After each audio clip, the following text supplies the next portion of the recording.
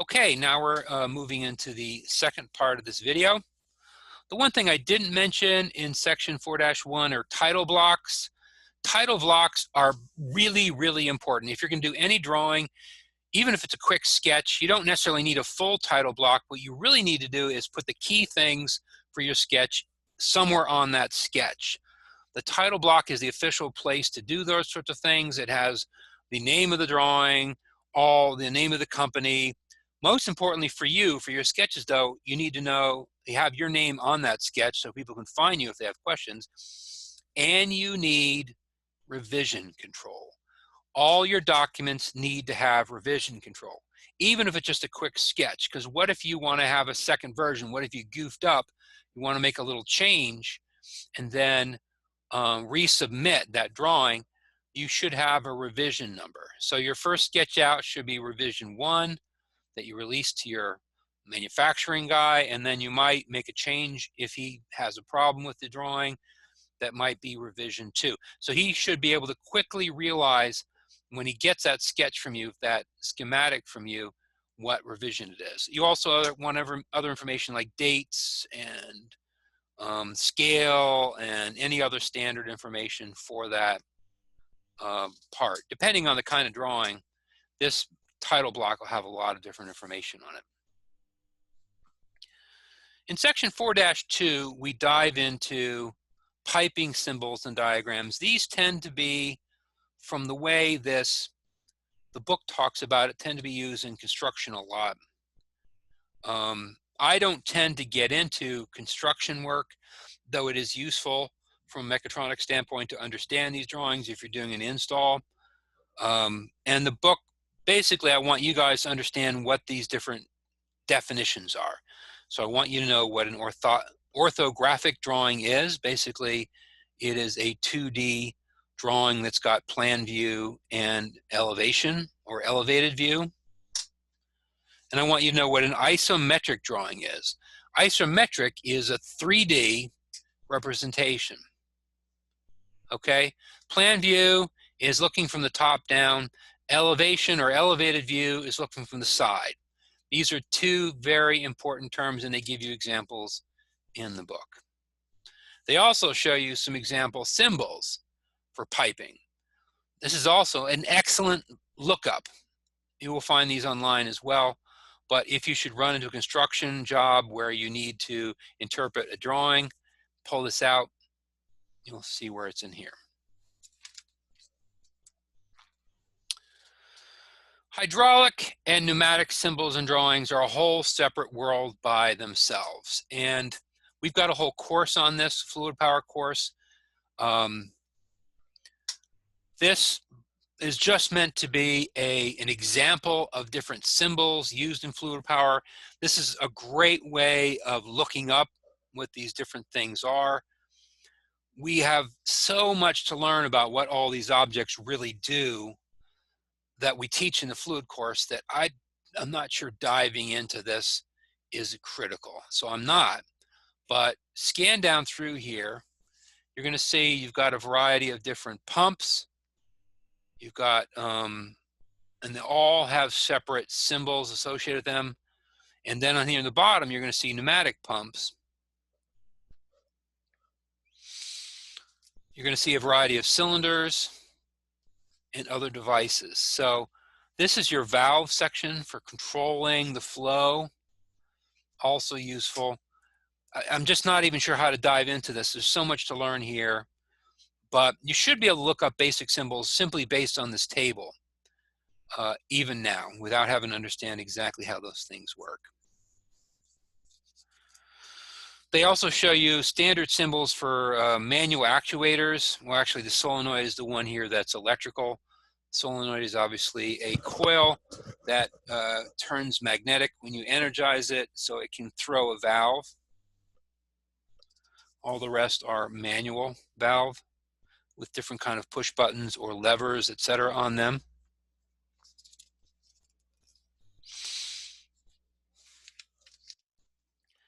And then the book gives you examples of these kind of schematics. And This is why I gave you the video on pneumatic schematics, because it will take you through one of these examples and illustrate it to you to see exactly how it operates. So I'm not going to dive into it here.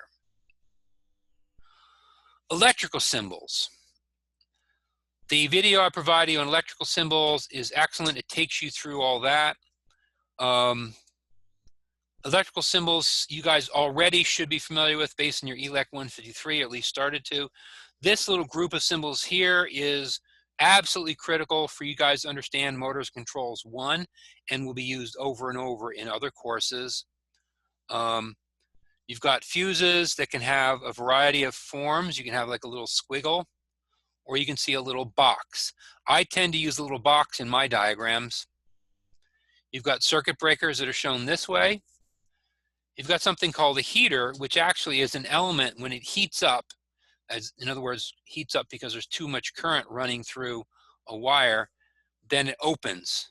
And this is the way they protect motors. This is one technique to protect motors, so that if the motor runs too hot, in other words, runs with too much current into that motor coil, when it reaches the current that this heater is set up for, it will cause this heater to pop open and will protect that motor from burning out. And this is a normally closed contact, which in a motor control circuit is usually used as part of an overload circuit. So if this heater overloads, in other words, pops open, it will also open up this contact. And the reason why we have an overload contact, a normally closed contact, is so that if your circuit does indeed overheat, you want to turn it off. You don't want to have it turn back on automatically when the heat comes back, you know, when everything cools down. Once again, I'm not going to dive through all these symbols.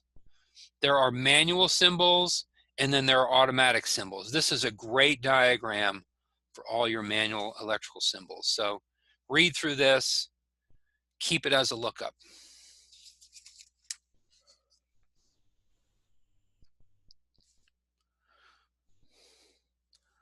Here on page 78, it lays out once again all the components for a motor starter, or in other words, this is a big old relay to let you turn on motors, and it kind of lays them out for you.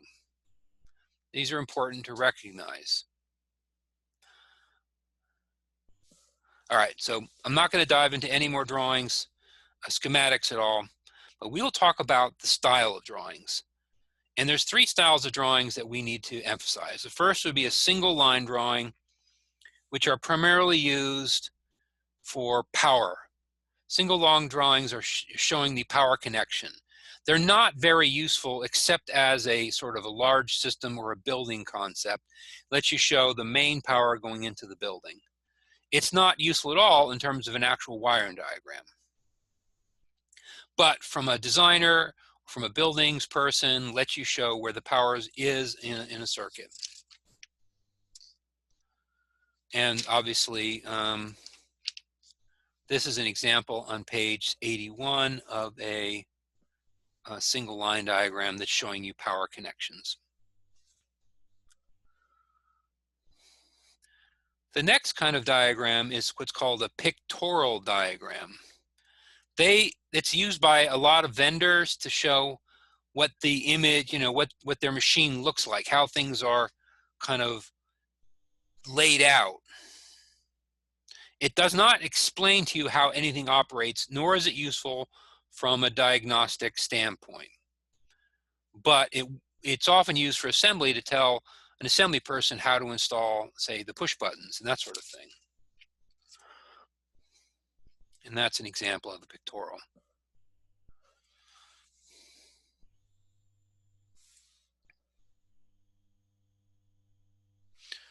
Sometimes pictorials show some wiring layout. And that's useful, but it is not your finished schematic. You should not rely on your pictorial as your complete diagram. Schematic diagrams are where you dive into anything useful, right? Schematic diagrams, we're going to see basically 2 styles. You're going to see the schematic that's just how everything hooks up to each other. And this is a great diagram for diagnostic. It lets you put a lot of data on one sheet of paper, lets you see all the connections, and lets you see all the components. This is what you really want to find if you're doing diagnostics in a machine. This is a great, great diagram. A ladder diagram is also very useful, but it's primarily used in the control world, and it is the basis for the software that we use to develop programming for many PLCs. But a ladder diagram is also designed to give you a wiring as well without logic. In other words, it's not just a wire, it's a wiring diagram and it's a programming language. It's both things. And this is the example of a ladder diagram. So you've got a left side and a right side. And on each one of them, you can have your power connection between the two based on the components that you set in between. Now, I've given you a video on ladder diagrams, which kind of fills that out a little bit, does a great job of explaining it. I am not going to dive into welding symbols, though I do have at least, I think, one question in the quiz about welding symbols. So you will be able to, you have to read through this and look it up.